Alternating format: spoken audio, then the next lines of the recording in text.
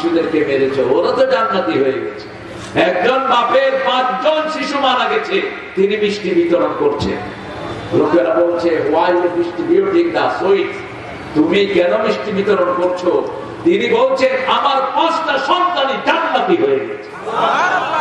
সন্তানের শরীর থেকে সুঘ্রাণ বেরিয়ে এসেছে। নিশ্চয়ই আপনারা দেখেছেন ইন্টারনেটের ভিতরে এমন সুঘ্রাণ, যেই ঘ্রাণ কোনোদিন দুনিয়াতে কেউ কখনো পায়নি। এখন সব লোক এসে মুছে মুছে তার গায়ে ওই ঘ্রাণ মেখে দিচ্ছে। ওই ঘ্রাণটা এসেছে জান্নাত থেকে। আল্লাহ আমাদের সবাইকে জান্নাতি বানায়া দেয়। আল্লাহ বলেন আমিন।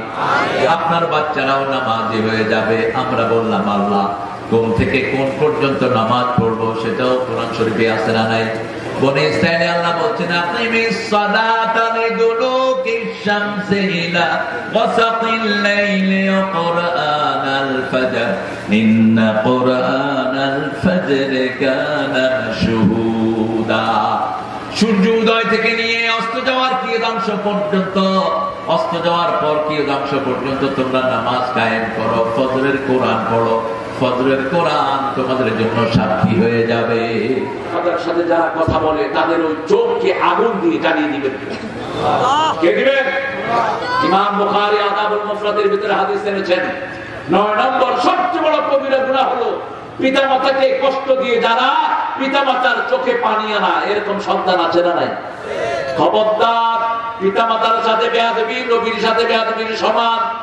নবীর সাথে বেয়াদবি করলে যেমন আমল বরবাদ হয়ে যায়, পিতামাতার সাথে বেয়াদবি করলে আমল বরবাদ হয়ে যায়। ইসলামের সৌন্দর্য রক্ষার জন্য যত বড় কোরবানি আছে আমরা করতে রাজি আছি না নাই? আল্লাহ বলছেন, দুটি কোরবানি করবা, ঈমান আনবা, জিহাদ করবা। জিহাদ কাকে বলে? জিহাদ মানে তলোয়ার নিয়ে কাউকে জোড়ানো না। এই যে মাহফিল, এটাও জিহাদ। এটাও কি জিহাদ? কি আছে মানে না? ওদিকে নিয়ে যাও।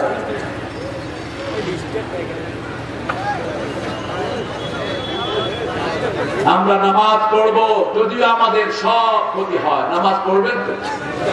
চিৎকার করে বলেন, নামাজ কায়েম করবেন তো?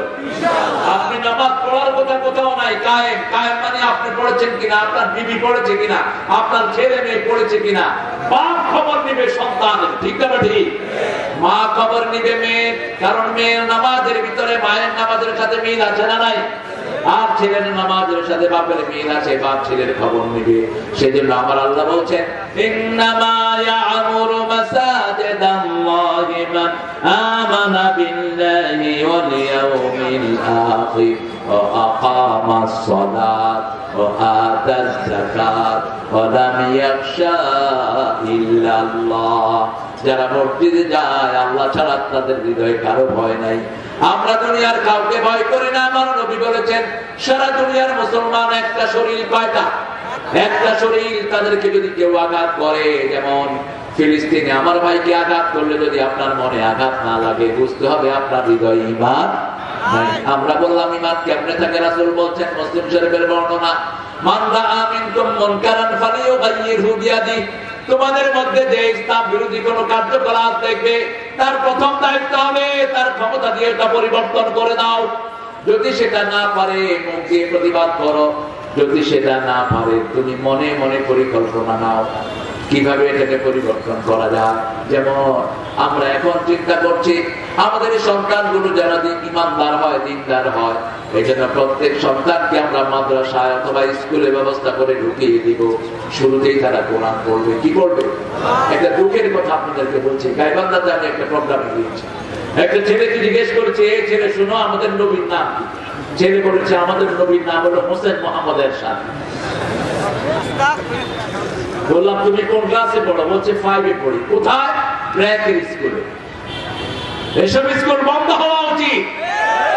এসব স্কুলে পড়ার কোনো দরকার নাই। আমাদের আসল হলো আখিরাত, ঠিক না ঠিক? আমরা দুনিয়াতে কেউ থাকতে আসি নাই। আমরা সবাই কোথাকার যাত্রী? আখিরাতের যাত্রী। যে কোনো সময় যে কোনো মানুষের প্রাণ চলে যেতে পারে। চোখ বন্ধ হলেই এসব আজে বাজে পড়ার কোনো দাম